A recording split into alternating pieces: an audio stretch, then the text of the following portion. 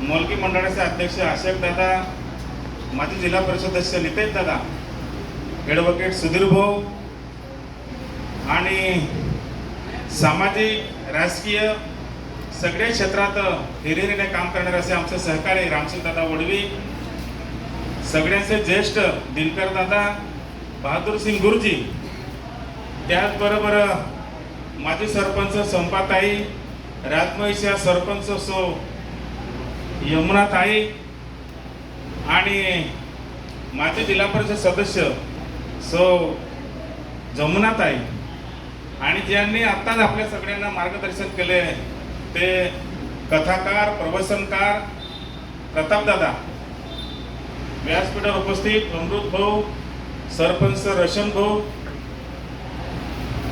आणि धनसिंग दादा, सगळे खटवाडीचे माजी सरपंच जगदीश भाऊ, सगळेच व्यासपीठावर उपस्थित सन्मान्य व्यासपीठ आणि समोर उपस्थित असलेले सगळेच गावित परिवारावर प्रेम करणारे सर्व सरपंच, तोलामोलाचे कार्यकर्ते, सगळ्यांना नमस्कार. को ते नेमणूक कवली होई कार्यकर्ता पक्षीय संघटना म्हणून त्या सगळ्यांना आज इथे बोलवलेलं आहे.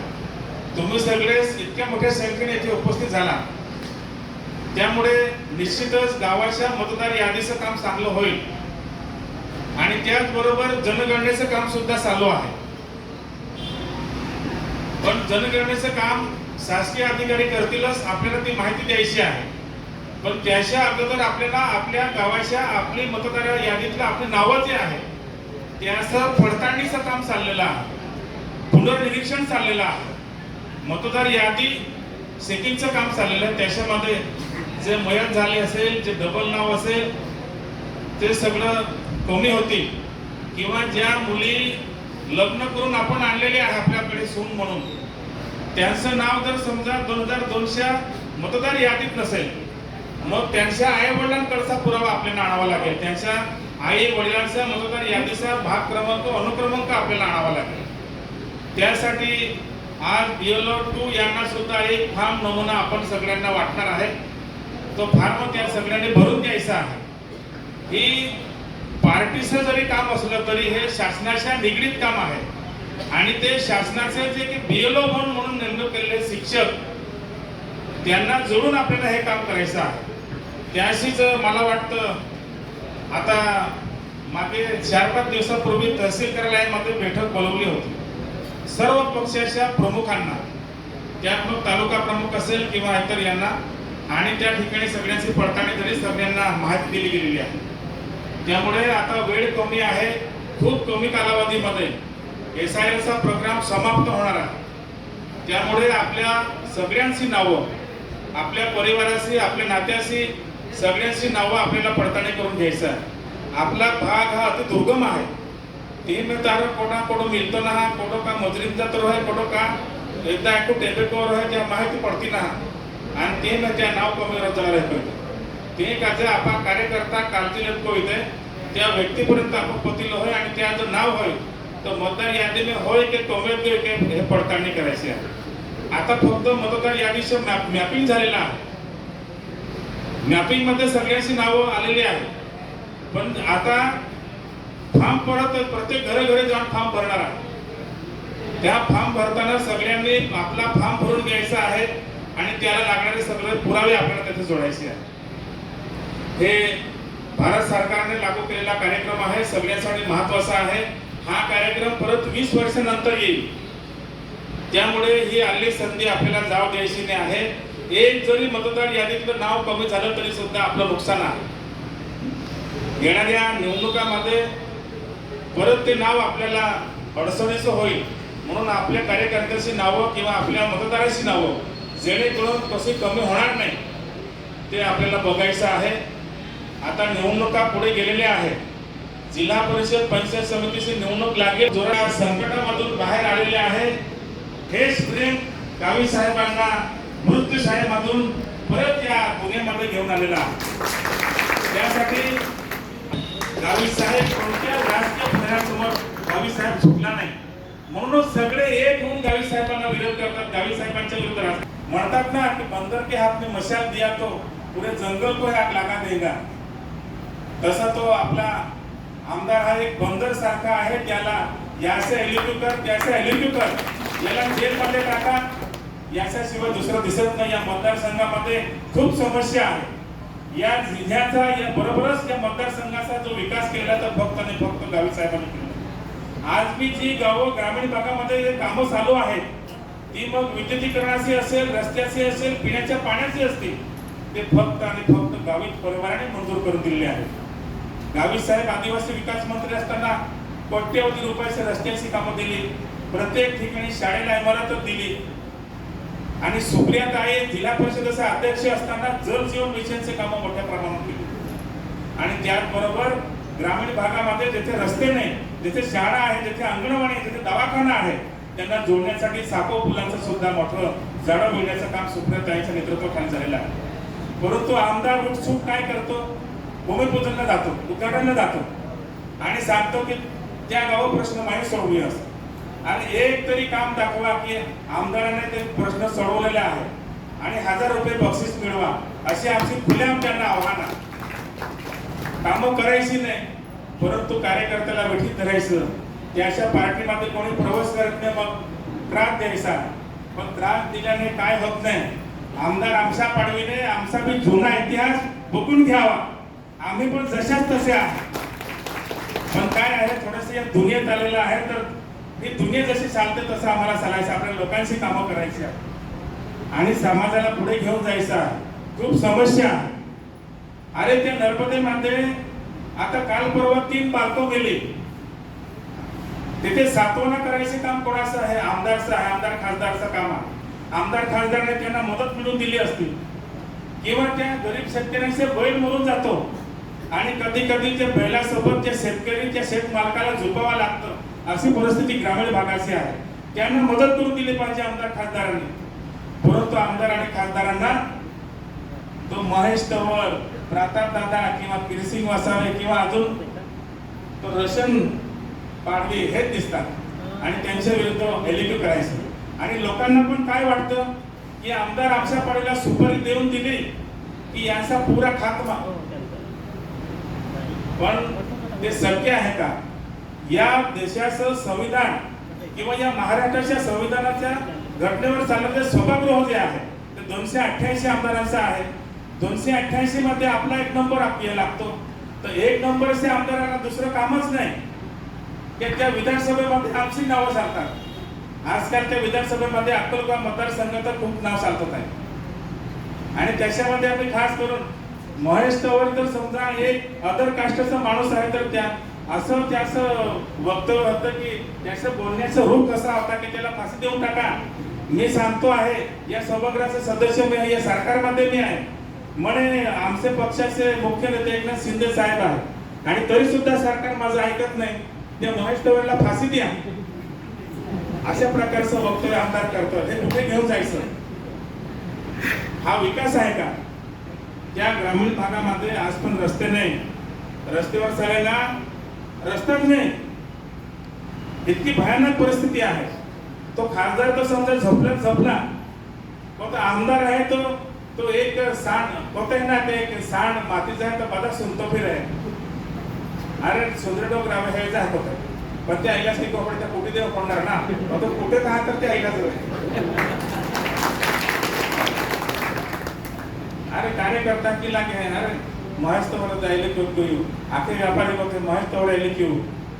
अरे महेश तवळ जर तो खंडोळी मागतोय, कार्यक्रम घ्यायचा कालिका माता मंदिर मध्ये, 100 डबे तेल, 100 क्विंटल तांदूळ, 50 क्विंटल डाळ, ह्यांचा जो वर्ग आहे तो कुठं असणार? व्यापार कोण जाणार आहे की त्या खंडोळी आपण जाणार आहे? याने परिस्थिती हे कारण त्या व्यापारी हे तो व्यापारी असोसिएशन अध्यक्ष म्हणून त्या नेतृत्व होते, त्या तो टार्गेट तो आहे. परंतु महेश तवळ अरे पाठाच होईल ना होईल. आणि ज्या इलेक्ट्रिक होईल त्या पाठाच होईल. मग ते प्रताप दादा असेल, जमुनाताई असेल, रशन भाऊ असेल, आपण तर सक्षम आहे. आपण लढून घेऊ. ताई आमचा जेव्हा इलेक्ट्रिक होता तेव्हा गावी साहेबांच्या रूपाने गावी साहेबांनी भरपूर मदत केलेली आहे. गावी साहेब जरी आजारी असले तरी तुम्ही प्रत्यक्ष त्या मंत्र्यांशी बोलून आमच्या विरुद्ध एलिपी झालेले तुम्ही शांत केलेले आहे. त्यामुळे आपण सर्व सक्षम आहेत करू. परंतु ज्यांना कोणाला वाटतं की किरसिंग वसावेचे एलिपी करून देऊ आणि आपण मस्त राहू, पण हे भूल आहे की गोबर जेव्हा घेऊन उठतो ना तसं ते माती घेऊन उठतो असं आहे. त्यामुळे माझा एलिपी करून सगळ्यांना भागणार नाही. बाकीच्यांना असं वाटतं सरदार सरोवर प्रकल्पामध्ये की किरसिंग वसावेचे एलिपी केलं आम्ही शिवसेनेमध्ये प्रवेश घेऊन टाकू आणि आम्ही वाचून जाऊ. या भारत देशाचा कायदा संविधानाने चालतो आणि कायदा सगळ्यांसाठी बनलेला आहे. तो कोणी माझ्यासाठी वेगळा आणि आमच्या पाठीसाठी वेगळा असा नाही. त्या सभागृहामध्ये संविधानाच्या आधारावर बोललं पाहिजे या मतदारसंघाच्या विकासासाठी. पण आमदारला दिसत नाही तो विकास. त्याला किरसिंगचं नाव घेतलं किंवा प्रतापदादाचं नाव घेतलं किंवा नागेदादाचं नाव घेतलं तर त्याला विकास दिसतं. पण ज्या कोणी यांना सुपारी दिलेली आहे त्यांनी पण लक्षात घ्यायचं आहे. आम्ही तर लढून घेऊ, पण ज्या दिवशी तुमचं निघेल त्या दिवशी तुम्हाला कोणीच वाचवणार नाही. या सरदार सरोवरमध्ये काय आहे, आम्ही लोंगरपूर होतो तेव्हापासून बघतो आहे. आमची PhD झालेली आहे सरदार सरोवरमध्ये. त्यामुळे कोणी आम्हाला अक्कल शिकवायची गरज नाही आणि आमच्या पाण्याला सुपारी द्यायची गरज नाही. सगळ्यांना घरी पाठवून देऊ आम्ही आहे तिथेच. हेच आहे. आम्ही अजून तिसरा डोळा उघडला नाही. हा ते त्यांना सांगतोय ना, त्याने आमच्या पाडीला सांगून अजून तिसरा डोळा उघडला नाही. आम्ही डुप्लिकेट केलेलं नाही, पण ज्यांनी केलेलं आहे ना त्यांचा इतिहास आपल्या जवळ आहे. मग ज्या दिवशी आम्ही मैदानात येऊ त्या दिवशी समजेल, लक्षात येऊन जाईल लढाई कशी असते, दुश्मनी कशी असते. काय आमच्या पाडवी बहादुरकी करतो काय. इथं कायद्याची लढाई आहे निवडणुकीची. त्याने मारामारीची सुपारी घेऊन बघा. हे पण सांगतो त्याने मारामारीची सुपारी घेऊन बघावी आणि मारामारी करून दाखवावी. मार काय असतं ते पण आपण दाखवून देऊ. ठीक आहे, जोपर्यंत कायद्याच्या चौकटीत आहे तोपर्यंत आपण कायद्याचा सन्मान करणारे कार्यकर्ते आहात आणि आपण गावी साहेबांचे कार्यकर्ते आहेत. त्यामुळे गावी साहेबांनी गावी परिवाराने आपल्याला कधीही चुकीच्या मार्गाला जायचं शिकवलेलं नाही. नाही तर आतापर्यंत आम्ही दुसऱ्या पार्टीत राहिलं तर डोकं फोडायला लावले. फक्त गावी साहेबांनी कधीही कार्यकर्त्यांना चुकीचं मार्गदर्शन, चुकीची दिशा कधी दिलेली नाही आहे. आणि त्या संस्कारात आपण सगळे वाढलेलं आहे. त्यामुळे कायद्याची लढाई आहे. जोपर्यंत कायद्याची लढाई आहे पण ते जर का मर्यादेचे बाहेर गेलं तर मग ते आपण दाखवून देऊ. येतात निवडणुका जातात, पण निवडणुकीच्या पद्धतीने लढली पाहिजे. परंतु आपल्याकडे जे चालतं ते भयानक चालतं. याच्यावर खोटी केस कर, त्याच्यावर खोटी केस कर. आणि त्या ग्रामीण भागामध्ये पण तसे संस्कार देऊन दिलेले आहेत. तेव्हा असं वाटतं की आमच्या पाडीला निवडणारे कसे असतील. आम्ही तिथं जातो ना, बाहेर फिरतो तर म्हणतात की जर का हा एवढा उलटा माणूस इथे निवडून दिलेला आहे तर मतदार किती उलटे असतील असं. तर आम्ही म्हणतो मतदार खूप सुंदर आणि खूप आदर्श आहे. कधी कधी आम्हाला पण भीती वाटते की या ग्रामीण भागामध्ये फिरतात आणि प्रतापदादांना सांगतो दादा आणि हे फिरवता हा मान लागेल ते आमच्या पाडी सारख्या पाठे माहिती आणि जिथे जाता त्याच्या पोयऱ्या बाया पाठे पागे पडते आणि दौडी नावे रामराम एक आदर तिथे खेळते. आपोपी आत्मा तोले जाय त्यारे कोते सुंदर आणि कोते संस्कारी माया या एरियामध्ये आणि अति वैचारिक माहो असताना अतो उलटो व्यवहार वहाँ कहीं की निवडायची हे कधी कधी म्हणू लागे दुःख वे. कारण गोवाडी पासून गुजरात बॉर्डर पासून तर आपण अलिबाग पर्यंत निघून जा. सगळे गावात फिरतो सुखा दुःखात कारणामध्ये. खूप आदर तिथे करणारे लोक, खूप प्रेमानं, खूप विश्वासू, भक्ती भावाने एकदम भरलेले लोक असे पूर्ण समाज सगळं कुटुंब आहे. तेव्हा वाटतं की हा एकच माणूस उलटा आहे, बाकी सर्व लोक सुंदर आणि संस्कारी आहे. सगळे भक्तीने जोडलेले आहे.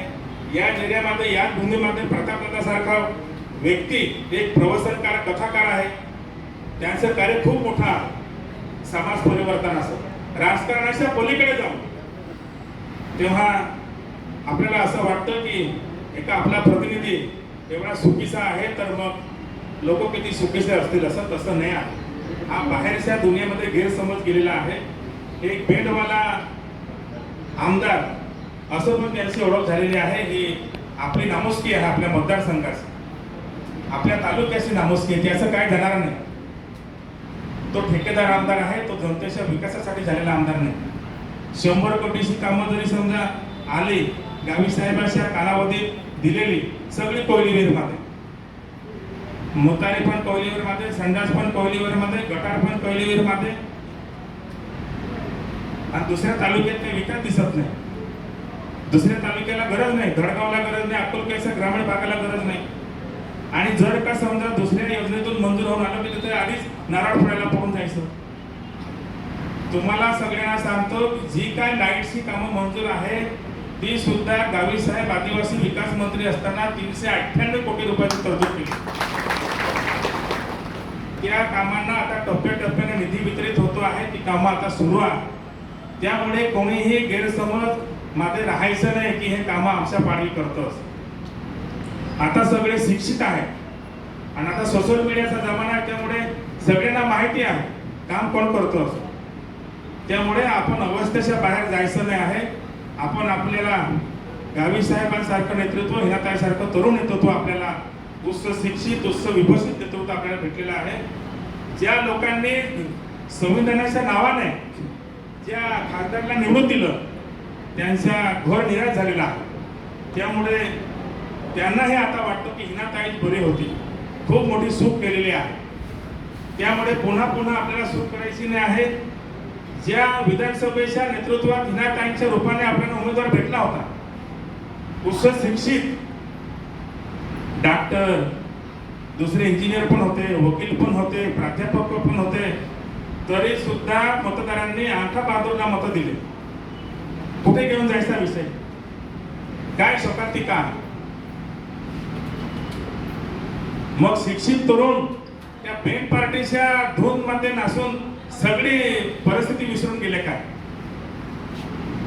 आमदाराचं काम 10 बेन पार्टी बोलवायचं नाही आहे. या जनतेच्या सेवेसाठी 5 वर्षासाठी निवडून दिलेलं असतं. आपण ते मोठीमध्ये पाणी घेतलं, कसं निघून जातं तसं वेळ निघून जातं. मोठ्या पदावरच्या लोकांनी आपला कालावधी मोजून कामं करायची असतात. आमदार तर दगड मारण्यामध्येच वेळ घालवलेली आहे. त्यामुळे त्याला त्याचं काम करू द्या, त्याला धन्यवाद आहे. अजून त्याने दाखवून करावं, अजून कोणी राहिले असेल त्यांचं एक करायला पाहिजे. म्हणजे विधान भवनामध्ये 5 वर्षाच्या कामगिरीमध्ये त्याचे जेव्हा मिनिट्स म्हटले जातील तेव्हा ते कुठेतरी त्याला जनतेच्या समोर मांडायला बरं पडेल. ते पण त्याची जादू सांगणार नाही. जर त्या सभागृहामध्ये जर 100% खोटंच बोलत असेल, ते सभागृह ते कायद्याच्या बेसवर चालणार कसं. आतापर्यंत आम्हाला जेलमध्ये टाकून दिलं असतं. महेश शेठला तर समजा फाशी झाली असती ना. मग त्याच्या मागणीनुसार ज्या माणसाचा तेलचा कारखाना नाही, जो जेमतेम कारखान्यामधून रेडीमेड मटेरियल आणून विकतो, त्याला म्हणतो की तेल भेसळ करतो म्हणून. तेल भेसळचा माफिया म्हणून टाकलं म्हणे. त्या महेश तवरच्या पूर्ण फॅमिलीला राजस्थानला पाठवून दिलं. पण ज्या ठिकाणी एखाद्या कार्यकर्त्यावर जर खरंच अन्याय होत असेल तर आपण सर्व महेश शेठच्या पाठीशी आहोत. त्यामुळे महेश शेठने सुद्धा त्याचं काय काळजी करायची काय गरज नाही. त्यामुळे म्हणतात ना की केरी कब तक सुखेगी, कब तक आ रहा है, एक दिन तो आना पडेगा यार के बीच में. तसं आमच्या पडेल किती दिवस तो सभागृहाचा सदस्य म्हणून राहील. एक दिवस तर त्याला मैदानात यायचं आहे, जनतेसमोर यायचं आहे. का बेन पार्टी वाजवूनच लोकांकडून मते मागणार आहे का पुढे. विकास कामं काय करणार. आता जिल्हा परिषदेच्या वर्गखोल्यांचे टेंडर निघाले होते. आता सातपुड्यामध्ये शिक्षणाचा प्रश्न किती भयानक आहे. मुलं उघड्यावर बसतात, इमारतीने आहे. तो वर्गखोल्यांचे टेंडर निघालं तर आमदार आमच्यापर्यंत पत्र देऊन टाकलं की हे रद्द करा. किती गंभीर बाब. आणि अधिकारी तर म्हणतात की आमच्या बाजूने बोलणारं कोणीच नाही आहे, तर मग आम्ही तर काय करणार, तसं म्हणजे रोखून द्यावं लागतं. पेसा भरतीमध्ये आता भरती होणार होती शिक्षकांची. हा जिल्हा परिषद शिक्षण विभागामध्ये जाऊन 2 देऊन आला, मी यादी देईल ती भरायची, तुम्ही देतात ती नको. तर असं होणार आहे का.